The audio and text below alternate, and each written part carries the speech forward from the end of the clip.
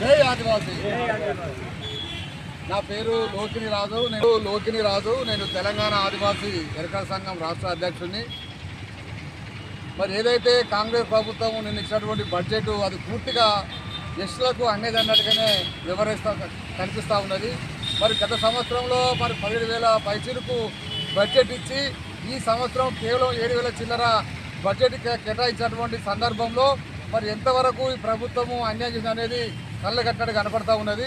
ఇలా తెలంగాణ వ్యాప్తంగా మరి చాలా అభివృద్ధి కార్యక్రమాలు లేక ఆదివాసీ మరి గిరిజనులు కానీ, ఎరకలు కానీ, లంబడ కానీ, కోయ కానీ, గోండు కానీ, చెంచు కానీ, మన్నెవారు కానీ, పర్దాను కానీ, నాయకపోడు ఇటువంటి అన్ని తెగలు కూడా ఈ తెలంగాణ రాష్ట్రంలో ఇప్పటి వరకు కూడా విద్యా ఉద్యోగ ఉప రంగాలు వెనుకబడి ఉండి సంక్షేమ పథకాలు అందక వాళ్ళు ఇచ్చినటువంటి హామీలు నెరవేర్చక మరి ఇంకా వాళ్ళు కొట్టుబిట్టినటువంటి సందర్భంలో మరి కాంగ్రెస్ ప్రభుత్వం నిన్న ఇచ్చినటువంటి బడ్జెట్ అది పూర్తిగా గిరిజనులకు వ్యతిరేకంగా ఇచ్చినటువంటి బడ్జెట్గా ఉన్నది.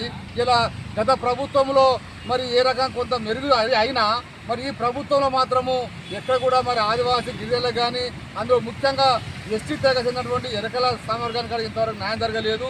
ఇప్పటికి కూడా ఈ రాష్ట్రంలో మరి కుల వివక్ష పేరు మీద మరి చాలా హత్యలు జరుగుతూ ఉన్నాయి. దానికి ప్రభుత్వం కూడా ఎంతవరకు స్పందిస్తలేదు. అలాగే ఏదైతే కాంగ్రెస్ ప్రభుత్వం చేవెల్ డిక్లరేషన్లు ఇచ్చినటువంటి హామీలు కూడా పూర్తిగా నెరవేర్చలేదు.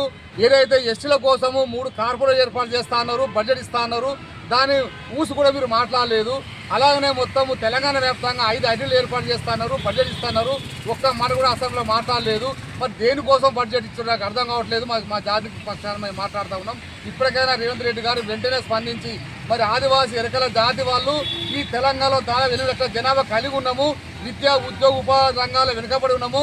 మా కుల వృత్తులు తట్టలు బుట్టలు పందులు పెంచుకోవడము చెప్పుకోవడం మొత్తం కనుమరుగైపోయినాయి.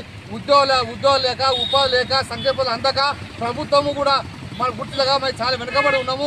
ఉన్నటువంటి వాళ్ళల్లో మరి కొన్ని తెగలు లంబాడ కానీ, కోయ కానీ, గోండు కానీ ఈ 3 తెగలు మాత్రమే ఈ రాష్ట్రంలో మరి గతంలో కానీ ఇప్పుడు కానీ వాళ్ళే ఎమ్మెల్యేలు, వాళ్ళే మంత్రులు, వాళ్ళే నామినేట్ పోస్టుల్లో వాళ్ళే ఎమ్మెల్యేలు ఉన్నారు. మరి వాళ్ళకే ఈ బడ్జెట్ అంతా కేటాయిస్తున్నారని చెప్పేసి మాకు అనుమానం వస్తూ ఉన్నది. మరి మమ్మల్ని గుర్తిస్తలేరు. ఆ ఎమ్మెల్యేల మంత్రులు కూడా మమ్మల్ని కాంచలేరు. అంటే ఎస్టీలలో ఉన్నటువంటి వివక్ష కూడా మేము గురవుతా ఉన్నాం. ఎస్టీలు అంటే లంబడ కోయ గోండు వాళ్ళనే వాళ్ళు అనుకుంటున్నారు. ప్రభుత్వాలు కానీ, పాలకులు కానీ, మరి ప్రజాసంఘ నాయకులు కానీ, మరి అలాగనే మరి రాజకీయ నాయకులు కూడా, ప్రభుత్వ అధికారులు కూడా మరి ఈ రాష్ట్రంలో ఆదివాసీ ఎరకల వాళ్ళు ఉన్నాం. మేము చాలా వెనుకబడి ఉన్నాం. మా గురించి ఒక్కరు కూడా మాట్లాడే సందర్భం లేదు. మరి ఎందుకని చెప్పి మరి మాట్లాడుతున్నాం. మరి ఇప్పటికైనా రేవంత్ రెడ్డి గారు ఎరకల కార్పొరేట్ ఏర్పాటు చేసి 500 కోట్ల రూపాయలు ఇస్తా అని చెప్పి అన్నావు. ఖచ్చితంగా ఆ మాట మీరు అనలేదు. ఇప్పుడు కూడా మీరు ప్రకటించలేదు. ఇప్పటికైనా ఆ బడ్జెట్లో ఖచ్చితంగా 500 కోట్లు కేటాయించి ఎరకల కార్పొరేట్ ఏర్పాటు చేసి తెలంగాణ ఉన్నబట్టి ఆదివాసీ ఎరకలను ఆదుకోమని చెప్పి మేము కోరుతా ఉన్నాం. గత కేసీఆర్ ప్రభుత్వంలో తెలంగాణ వ్యాప్తంగా 100,000 ఆదివాసీ కుటుంబాల కోసం మరి ఎరకల ఎంపవర్మెంట్ స్కీమ్ను ప్రవేశపెట్టి 60 కోట్లు ఇచ్చినటువంటి చరిత్ర ఉన్నటువంటి ఆ స్కీమ్ను కూడా మరి ఎన్నోసార్లు మేము లెటర్ పెట్టినా కూడా ఇప్పుడు కూడా ప్రభుత్వము మరి ఆ యొక్క Yerukala empowerment scheme GO number 69 కూడా దాన్ని విధంగా అమలు చేసి మరి దానికి బడ్జెట్ ఇవ్వని చెప్పి కూడా మేము ప్రభుత్వానికి విజ్ఞప్తి చేస్తా ఉన్నాం. ఏదైతే మరి హైదరాబాద్ కేంద్రంగా ఏకలవ్య భవనము మరి ఏదైతే గత ప్రభుత్వం నిర్మించిందో అది పెండింగ్లో ఉన్నదే, పూర్తి కాలేదు. మరి చదువుకునే పిల్లల కోసం, హాస్టల్ కోసం, వసతి కోసం ఆ యొక్క భవన నిర్మాణం జరిగింది, అది పూర్తి కాలేదు. దానికి వెంటనే బడ్జెట్ కేటాయించి మరి ఆదివాసీ ఎరకల విద్యార్థుల కోసం వాళ్ళ చదువుల కోసం సౌకరించే విధంగా ఆ భవనాన్ని పూర్తి చేసి మరి ప్రభుత్వం ఆదుకొని చెప్పేసి మేము కోరుతున్నాం. ఇప్పటికైనా ఈ బడ్జెట్ వల్ల మాకు చాలా నష్టం జరిగింది.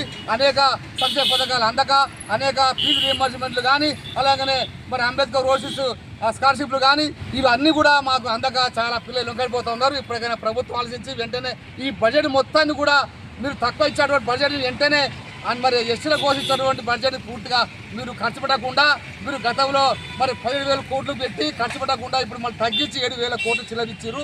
ఇది సరైనది కాదు, న్యాయం కాదు. ఈ ప్రభుత్వానికి తగిన బుద్ధి చెప్పే పరిస్థితుల్లో రాబోయే కాలంలో ఉంటుంది. ఈ బడ్జెట్ వల్లనే మీ అవసరాల కోసం బడ్జెట్ పెంచుకున్నారు, మీకు సంబంధించిన శాఖల బడ్జెట్ పెంచుకున్నారు, కానీ ఆదివాసీ గిరిజనుల కోసం మాత్రం ఇంతవరకు కూడా పెద్ద ఎత్తున బడ్జెట్ ఇవ్వలేదు, పెద్ద ఎత్తున ఫీట్ ఇవ్వలేదు. ఖచ్చితంగా రేవంత్ రెడ్డి గారు మరి వెంటనే స్పందించి ఆదివాసీలకు మరి అభివృద్ధి కోసం ఖచ్చితంగా ప్రభుత్వం పనిచేయబోతాం. రాబోయే కాలంలో పెద్ద ఎత్తున తెలంగాణ వ్యాప్తంగా ఉద్యమాలు ఉంటాయి, మా పోరాటాలు ఉంటాయి. ఇప్పటికైనా మేము సామాజికంగా, ఆర్థికంగా, రాజకీయంగా వెనుక ఉన్నాం. ఖచ్చితంగా ప్రభుత్వం మమ్మల్ని స్పందించి మాకు న్యాయం చేయబోతే మాత్రం ఖచ్చితంగా మేము ఎండాలని చెప్పేసి ఈ సందర్భంగా తెలియజేస్తా ఉన్నాను. జై ఎరుకల, జై ఎరుకల.